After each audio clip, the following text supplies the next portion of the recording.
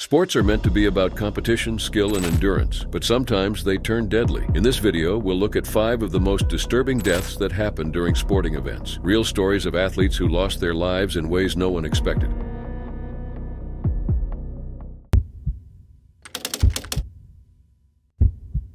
It was January 18, 1991 in Wengen, Switzerland. The Lauberhorn race, one of the most challenging downhill ski competitions in the world, was about to take place. That year, a new qualification system was introduced, allowing only the top 30 skiers to enter the main event. Many athletes believed this added more pressure and risk to an already dangerous sport. Among the competitors was 20-year-old Austrian skier Gernot Reinstadler. He was a rising talent, known for his speed and skill. Many believed he had a bright future in professional skiing. His mother, Traudl Eder, a former ski racer herself, had supported him every step of the way, but neither of them could have imagined that this race would be his last. Gernot was set to compete in the qualification round. He wore bib number 44, putting him in the middle of the lineup, but rankings didn't faze him. He was focused on securing his spot. As he raced down the Lauberhorn course, he showed precision and confidence, maneuvering through sharp turns and steep slopes at high speed. However, as he approached the final section known as the Finish S, something went terribly wrong. The area was one of the most dangerous parts of the course where skiers reached extreme speeds. At that moment, Gernot lost control. His balance shifted forward, launching him into the air. He crashed into the safety net with tremendous force, and his ski became trapped in the netting. The impact caused severe injuries, including extensive internal damage. The scene was chaotic. A trail of blood marked the snow as Gernot lay motionless. Spectators and race officials watched in shock as rescue teams rushed to help him. Medics immediately gave him oxygen and quickly airlifted him to a hospital in Interlaken. At the hospital, doctors fought to save his life. He underwent a 6-hour operation as surgeons tried to control the damage. Despite receiving over 40 liters of blood, his injuries were too severe. In the early hours of January 19th, Gernot succumbed to his injuries. News of his passing devastated the skiing world. The World Cup events scheduled for that weekend were canceled in his honor. Many saw him as a future champion, and his tragic loss left a deep impact on the sport. Following his death, serious discussions about ski racing safety resurfaced. The Lauberhorn course had always been known for its dangers, but Gernot's accident made it clear that improvements were necessary. In the years that followed, modifications were made, including stronger safety nets and cut-resistant materials to reduce the risk of similar injuries. For Gernot's mother, the loss was unbearable. She later spoke about the heartbreak of losing her son, describing it as an unimaginable pain that never faded. His close friend and fellow skier, Stefan Eberharder, was also deeply affected. The two had shared a room during training, and their friendship was strong. Days after Gernot's passing, Eberharder won a world championship race and dedicated his victory to his lost friend. However, the moment was bittersweet, knowing Gernot was no longer there to compete alongside him. The skiing community honored Gernot's memory in various ways. A memorial plaque was placed at the Lauberhorn finish line as a permanent tribute to the young athlete. His story also sparked debates about safety in alpine skiing. FIS officials acknowledged that while safety measures had improved, the sport would always carry risks due to its speed and complexity. Despite the tragedy, Gernot's legacy lived on through the changes made in ski racing safety. His accident led to improvements that have likely saved lives in the years since. Though his career was cut short, his impact on the sport remained. His name became a symbol of the dangers of high-speed racing and the need for continuous safety improvements. For his mother, friends, and fellow athletes, the pain of his loss never fully faded, but his story served as a reminder of the risks involved in professional skiing and the importance of protecting those who dedicate their lives to the sport. It was July 19, 2019, in Oxon Hill, Maryland, at the MGM National Harbor.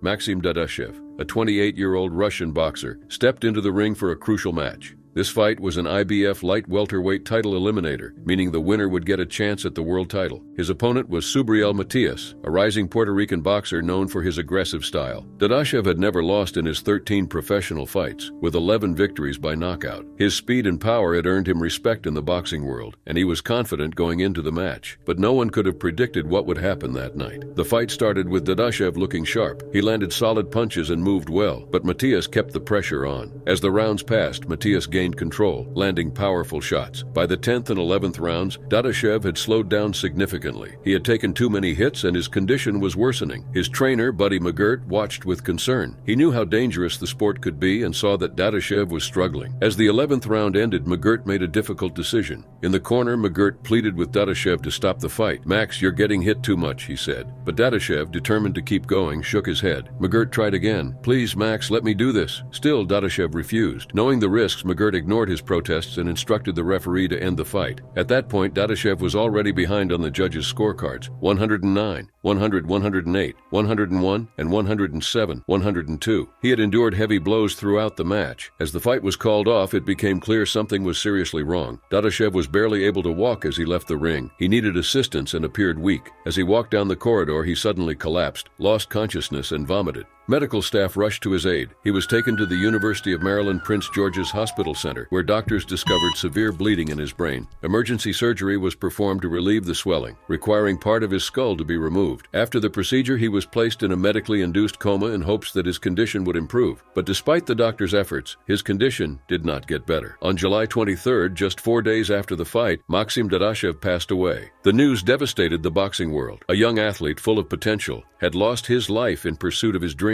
His family in Russia was heartbroken. His wife, Elizaveta, and their 2-year-old son were left to deal with an unimaginable loss. In a statement, she described Dadashev as a kind man who fought until the very end, saying their son would be raised to be as strong as his father. The boxing community mourned his passing. Promoter Bob Arum, who had worked with Dadashev, expressed his sadness, calling him a terrific young man. His trainer, Buddy McGirt, who had made the tough call to stop the fight, was deeply affected. "It just makes you realize what type of sport we're in," he said. "He did everything right in training. He seemed okay, he was ready, but it just takes one punch." Matthias, who won the fight, was also shaken by Dadashev's passing. In a statement, he expressed his sorrow, saying, "No one is prepared for something like this when chasing their dreams." He even refused to accept the $75,000 prize money from the fight, saying he didn't want it under such circumstances. Dadashev's tragic passing raised concerns about the risks of boxing, especially regarding head injuries. Some within the sport began discussing ways to improve safety. Marshall Cunningham, president of the Potomac Valley Association, acknowledged the dangers but also spoke about how boxing has helped many young people, saying it can change lives for the better. Following his death, investigations were launched by both the Russian Boxing Federation and the Maryland State Athletic Commission. The boxing world was forced to confront how one fight had led to such a devastating outcome. Dadashev's passing was a painful reminder of the dangers fighters face. While his career was cut short, his determination, talent, and spirit left a lasting impact on the sport. His memory lives on through his family, friends, and the boxing community, who continue to honor his legacy. It was October 28, 2023, a cold Saturday evening in Sheffield, England. The Sheffield Steelers were playing against the Nottingham Panthers in an elite ice hockey league, or EIHL Challenge Cup match at the Utilita Arena. Over 8,000 fans filled the arena, excited for the high-stakes game. Among the players was 29-year-old Adam Johnson, an American forward for the Nottingham Panthers. No one knew that this match would soon be remembered for a devastating incident. Johnson, born on June 22, 1994, in Grand Rapids, Minnesota, had built an impressive career. He played briefly in the NHL with the Pittsburgh Penguins before moving to Europe, where he played in Sweden and Germany. By the time he joined the Nottingham Panthers for the 2023-24 season, he was a respected athlete, admired by fans and teammates. During the second period of the game, around the 35th minute, Johnson was skating across the ice when a collision led to a terrible accident. Sheffield Steelers defenseman Matt Petgrave lost his balance and fell. As he went down, his left skate lifted off the ice, striking Johnson in the neck. The impact was severe. The blade made direct contact with a vital area, causing life-threatening injuries. Johnson tried to skate toward the team bench for help, but he collapsed before he could get there. The arena fell silent as medical staff rushed to his aid. A barrier was placed around him while paramedics worked urgently to stop the bleeding. Fans, players, and officials watched in shock, not fully grasping the severity of what had happened. Despite the best efforts of medical personnel, Johnson's injuries were too severe. He was taken to the hospital but did not survive. His passing was later confirmed, with a post-mortem revealing that the injury to his neck had been catastrophic. The hockey world was in mourning. The game was immediately stopped, and fans were asked to leave the arena. Other matches scheduled for the weekend were canceled as a mark of respect. Tributes poured in from players, coaches, and fans, all grieving the loss of a talented young player. Beyond the tragedy, Johnson's passing raised serious concerns about player safety in ice hockey. Many questioned whether the accident could have been prevented. Should neck protection be mandatory? Why hadn't stricter safety regulations been enforced earlier? The debate over player protection gained new urgency. In response, the English Ice Hockey Association, or EIHA, which oversees hockey in England below the elite league level, made neck guards mandatory starting in 2024. This decision was influenced by a prevention of future deaths report from Sheffield senior coroner Tanika Rawdon. She expressed concern over the lack of neck protection in the the sport, warning that without changes, similar incidents could happen again. Despite this, the EIHL, where Johnson had played, did not immediately enforce a neck guard rule. Instead, the league strongly encouraged players to wear them, but some felt that was not enough. The conversation about safety reached other leagues as well. Several NHL players, including Anze Kopitar and Tyler Bertuzzi, started wearing neck guards in response to the tragedy. The investigation into the incident continued. South Yorkshire police arrested Matt Petgrave on suspicion of manslaughter in connection with Johnson's death. The arrest surprised many, as most people believed the incident was an accident. Petgrave himself called it a tragic event and sought financial support for his legal defense. He insisted he had no control over what happened and expressed deep remorse. In November 2023, Petgrave was released on bail while the investigation remained ongoing. His lawyer worked on his case, and a crowdfunding campaign was launched to help cover his legal expenses. The campaign was controversial but raised nearly £10,000. As authorities continued their investigation, hockey organizations faced increasing pressure to improve safety measures. While the EIHL had yet to enforce a neck guard rule, other leagues took action. Canada's Hockey League made neck guards mandatory for all players, hoping to prevent similar tragedies in the future. At the time of his passing, Johnson had been planning a future with his fiancée, Ryan Wolf. The couple had been together for 3 years, and Johnson had recently purchased an engagement ring intending to propose. His sudden loss was heartbreaking for his loved ones, teammates, and the hockey community. In the days following his passing, fans gathered outside Nottingham Arena to pay their respects, leaving flowers and messages of support. His teammates wore black armbands in his memory, and moments of silence were observed at hockey arenas worldwide, including in the NHL. The tragedy left the sports world with many unanswered questions. Could better safety measures have saved Johnson? Should leagues have acted sooner to enforce neck protection? As the investigation continued, the hockey community was left to reflect on how to prevent another loss like this.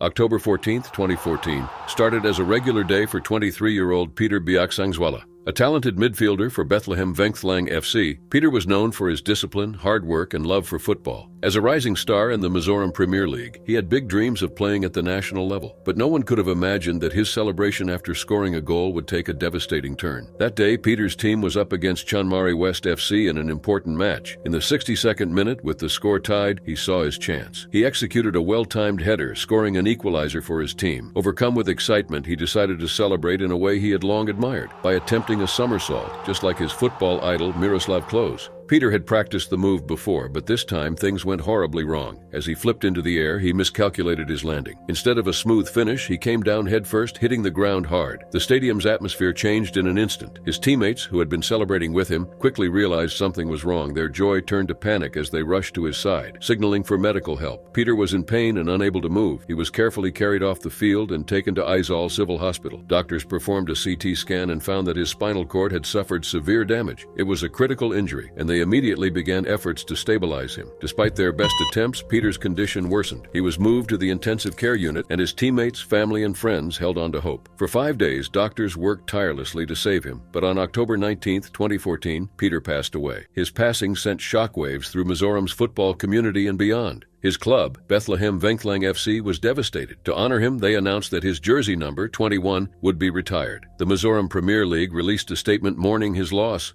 calling it a heartbreaking day for football in the region. Peter was a dedicated defensive midfielder, known for his ability to break up attacks and support his team. His coach, Danny Laldahama, spoke about his character, saying, "Peter was well-mannered and disciplined on and off the pitch. Players like him are rare." Tributes poured in from the football world. His teammates and supporters mourned his loss, while also remembering his contributions to the sport. His passing also sparked conversations about the risks of acrobatic goal celebrations. While these moves are common in football, few had ever imagined that a routine celebration could lead to such a tragedy. In response, the Mizoram Football Association and Bethlehem Vengthlang FC planned a charity match to honor Peter's memory. The event brought the football community together, not just to mourn, but to celebrate his life and legacy. Beyond football, Peter's family and friends were left to cope with the painful reality of losing him. His passing also raised difficult questions. Could something have been done to prevent it? What if he had landed differently? While no one could have predicted this outcome, it served as a reminder that even in moments of celebration, unexpected dangers can arise. Peter had been a promising player with a bright future. His story remains in the hearts of those who knew him and the fans who watched him play. Bethlehem Vengthlang FC and the Mizoram football community will always remember the young man whose talent, dedication, and dreams were taken too soon.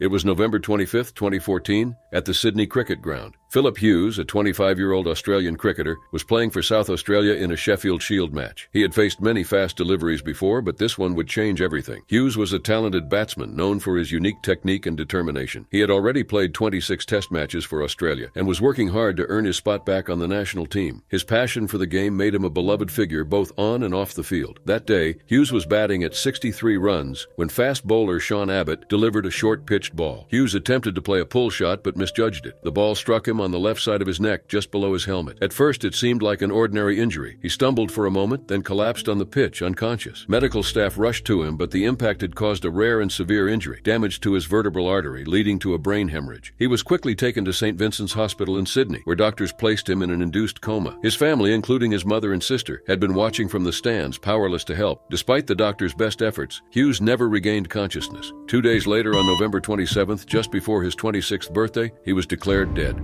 The cricket world was in shock. It was hard to believe that a player could suffer such a tragic fate from a routine part of the game. Fans and fellow players struggled to process what had happened. Tributes poured in from around the world. The hashtag #PutOutYourBats movement spread across social media, with people placing cricket bats outside their homes as a sign of respect. The tribute extended beyond the cricketing community. Hugh Jackman placed a bat on a Broadway stage, and Elton John dedicated a song to Hughes during a concert in Munich. Hughes's teammates were devastated. David Warner, who had been on the field when it happened, was deeply affected. Australian captain Michael Clarke, who had a close friendship with Hughes, gave an emotional eulogy at his funeral, calling him a brother. He later admitted the loss left him mentally shattered. In response to the tragedy, the first Test match between Australia and India, scheduled for December 4th, was postponed. When the match finally took place in Adelaide, it became a tribute to Hughes. Players wore black armbands, and Hughes's Test cap number, 408, was painted onto the field. Warner, Smith, and Clarke each scored centuries, honoring their fallen teammate. Warner, in a touching moment, kissed the pitch where Hughes had been struck. As time passed, many wondered what Hughes could have achieved had his career continued. He had already made history by scoring 2 centuries in his second Test match against South Africa. His aggressive yet composed style of play drew comparisons to cricketing legends. He had faced challenges, particularly against short-pitched bowling, but he was a fighter, always determined to prove himself. His death also sparked discussions about player safety. Experts debated whether neck guards should be mandatory for cricketers. While a neck guard wouldn't have prevented Hughes' injury, the tragedy emphasized the need for better protective gear. However, it wasn't until 2019 that some players, including Steve Smith, began using neck guards regularly. Smith himself was later hit in a similar spot during an Ashes match, which reminded him of Hughes's accident. The psychological impact of Hughes's passing was also significant. Sean Abbott, the bowler who delivered the fatal ball, struggled with deep emotional distress. During a 2016 inquiry, he spoke about how the incident had affected him, showing that the tragedy left lasting scars on everyone involved. Hughes's memory remained strong in the years that followed. Cricket Australia honored him by declaring he would be forever 63, not out. His family and friends continued to keep his legacy alive, ensuring that his passion for the sport would never be forgotten. As the 10th anniversary of Hughes's passing approached, emotions resurfaced. The world was reminded of a young man with so much potential, taken too soon. Questions lingered. What records would he have broken? What moments would he have given to cricket fans? Though time has moved on, the impact of his loss remains. Hughes' story is one of talent, determination, and an unexpected tragedy that shook the cricketing world. His legacy lives on in every game played, a reminder of both the beauty and unpredictability of sports.